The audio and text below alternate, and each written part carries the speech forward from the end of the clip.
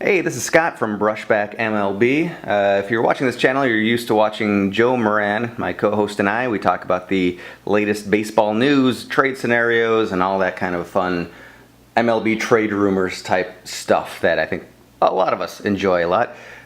We do want to get back to doing that show. We used to do it weekly, but I now live in the Midwest, in Madison, and Joe is still in Los Angeles, and we just haven't found good technology that can allow us to do that kind of cool streaming with two different cameras going, and still have it be a live show where audience can chime in and talk along with us. So in the meantime, I'll be honest, I'm geeking out a little bit. I stumbled across the fact that a lot of people apparently like to watch people open packs of baseball cards on YouTube, and it's become a guilty pleasure of mine as well. I used to be a big collector back in the 90s. That was kind of the golden era. I grew up a White Sox fan in 93, 94 with our boy Big Hurt right here. That made baseball card collecting a lot of fun, Bo Jackson being around and all that. And I just stumbled across a great baseball card shop in Madison, Wisconsin that goes by the very creative name, the Baseball Card Shop, spelled S-H-O-P-P-E for reasons. So you walk into this place and it's like the history of baseball cards just exploded all over all the walls. You can still buy vintage packs like I have in front of me, and much older than this as well. And their prices were awesome. For 50 bucks, which back in the day when I was a kid, 50 bucks on baseball cards would be a lot, but nowadays it's not too big a deal. I got all of these packs for just $50 at this shop. So I'm going to do two videos, one with some throwback cards and another one with some new varieties. Usually if you're watching these shows, you're looking for some crazy awesome hits of autographed memorabilia cards and all that. Well, they didn't really do that too much back in the 90s, so we're just going to memory lane this thing a little bit, and we will go back in time and start in good old 1993. And I can't remember if it was 93 or 92 that this became my favorite series of baseball cards. They were glossy when Topps was very matte, rough cardboard finish, and just vibrant photos. I mean, look at that. You almost don't even care. And I say it was 92. I remember it was before the cool flame was on the ball up there. 92, I think, was my favorite series. But you almost don't care that it's Kurt Stillwell. It's just a pretty card, and it's shiny and glossy and interesting. There's graphics on the back. It's not just stats. But let's see what we got. Al Osuna. Even then, that was a throwback Astros jersey. Yes, we are in the post-baseball gum era, so we won't have any damage to cards by unedible gum. Darren Lewis, Chico Walker, that's a good throwback name. Bip Roberts, he got like several hits in a row, like 12 in a row, like some crazy number once upon a time. Kurt Soul, Mike Piazza, rookie card. Here we go, future Hall of Famer, rookie. Not that any of these are all that valuable or anything, but still, that's cool. And we had a card stuck to a card at one point here. Oh, Andy Van Slyke. Yeah, he was solid.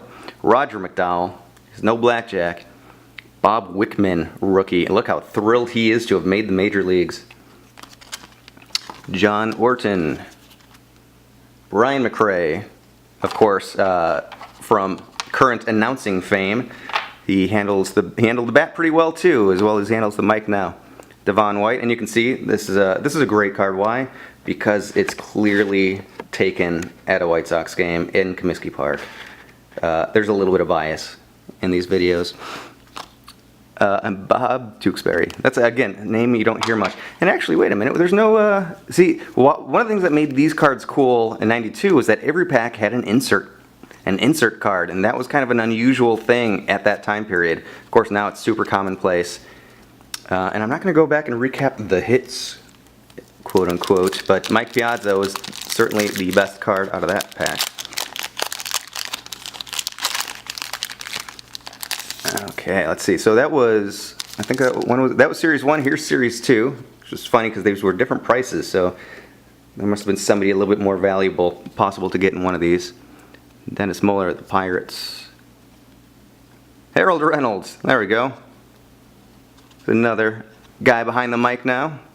Fernando Vina, he was a tough ball player, and so funny to see him in a Mariners uniform. You really associate him with the Cardinals.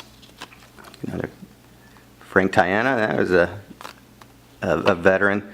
And now the other interesting thing about buying these old cards is, first off, they're really cheap. Not very in demand anymore. But also, when you get a rookie, you know right off the bat, is he somebody or not? Blas Minor probably did not make it out of the minor leagues. And you can see how the palm tree, that really boring batter's eye, that was definitely a spring training picture. And he definitely didn't make his mark on the bigs. Even though Ortiz Destrade did. I have no idea who he is. Marlins. Greg Gagne. Solid player. David McCarthy, rookie. Kevin Wickander, Indians. Mike Moeller. Billy Brewer. And how did the Brewers not draft him? There we go. Roberto Alomar. There's the Hall of Famer out of this deck, or out of this pack. Robbie Alomar. He eventually played with the White Sox for a little bit. Oh, and here we go. Ken Griffey Jr., the even bigger Hall of Famer. How in the world was he not a first ballot Hall of Famer if there ever was one? That's pretty cool. So again, what made these cool was the insert cards, and there was no insert cards in either of these. But I think I spent about $1.50 on each of those packs. Now this 1994 we're moving up to, I believe. These cards were beautiful. This kind of took what Fleer did and went to the next level as far as the graphic and photographic work. So, you know, it's not exceptional, the front here. You got a little foil stamp. Remember when there used to be more than just Topps making cards? So that was Fleer Ultra, and now here is Leaf. But yeah, just a little more going on the backs of the cards. And again, I think it was the year before this that they did some really neat things with showing skylines of the cities that they were in. Kevin Brown, Vince Coleman, Speedster, Speed Demon, Manuel Lee, Tom Foley, Lee Smith.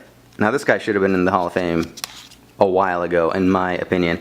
All-time saves leader up until Trevor Hoffman passed him up. Yeah, he was a big-time veteran at this point. Already over 400 saves by the time this card was printed, and he wasn't done. Dave Cohn, Orlando Merced, Brian Jordan, he was a solid player. Dave Need. Here's one of my favorite all-time players, Kenny Lofton. I love the speed guys. The guys that can go out and catch the ball and then steal every base. Guys that could find a lot of ways to score. And Eduardo Perez. I don't know if they don't have as many rookies, or if they just don't call them out the way Fleer did, but I didn't see anything that said rookie on any of those. And here we got Juan Gonzalez on the cover of this one. Remember that year he had like 150 RBI by the All-Star break? Mickey Morandini starts us off. Biggio, there we go, one of the killer bees, one of the mini killer bees from the mid-2000s. Speaking of years, he's already played 6 years by this point. Eric Hansen, oh, I see, one of my favorite all-time hitters, Jim Thome. It's almost cheating to say he's one of your favorite hitters, because he was just one of the most professional hitters, one of the most likable people. And yes, I almost caught a line drive home run from him at one point in time, but I didn't duck, and that's all that mattered, because it was a laser beam.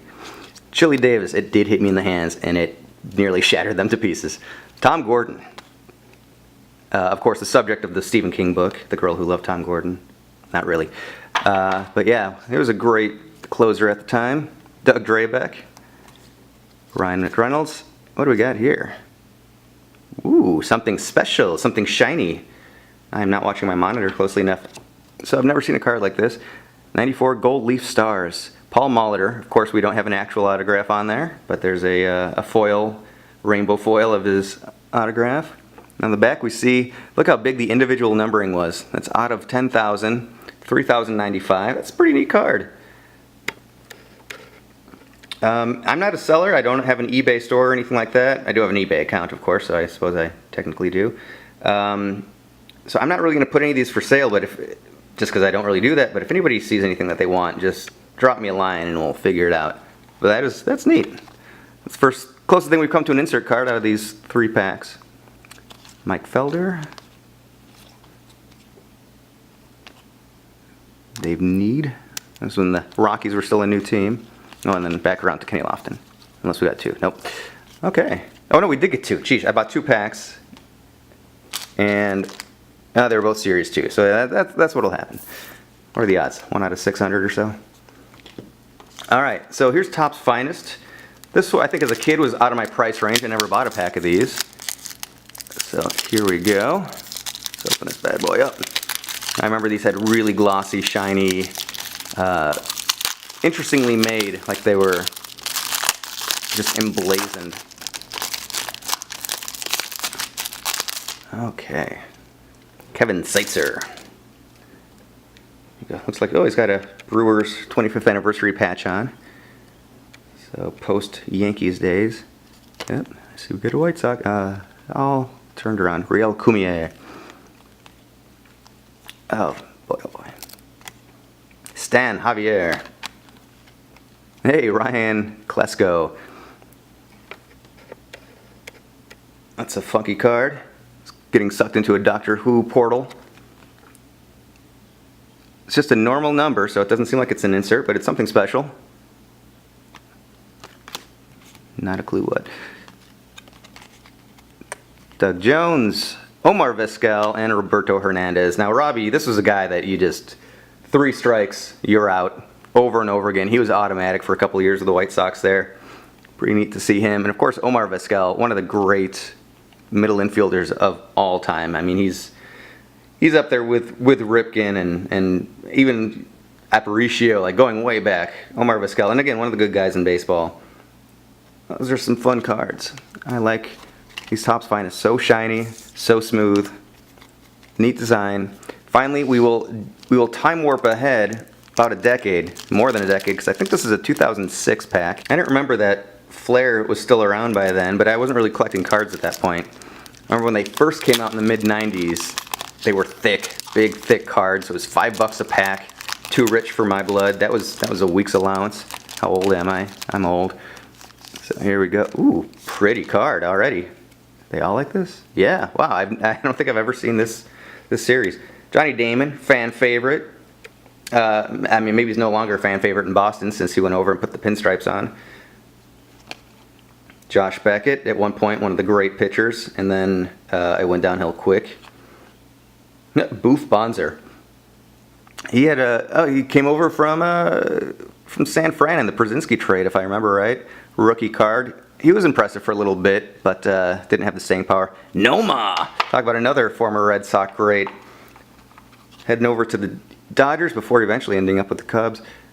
And Melvin Mora.